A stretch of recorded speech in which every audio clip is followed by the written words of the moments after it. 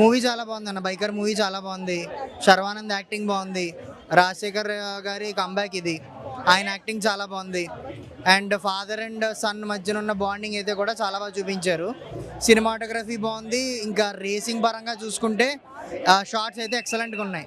చాలా అంటే చాలా న్యాచురల్గా తీశారు. ఎక్సైట్మెంట్ వచ్చింది మూవీ చూస్తున్నప్పుడు. సాంగ్స్ అయితేను యావరేజ్, బీజిఎం అయితే చాలా బాగుంది. ఓవరాల్ స్టోరీ అన్న, స్టోరీ అయితే చాలా బాగుంది.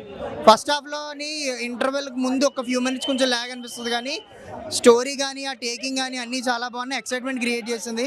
జనాలు కూడా లాస్ట్లోని క్లాప్స్ కొడుతూనే లేచి వెళ్తున్నారు సినిమా నుంచి.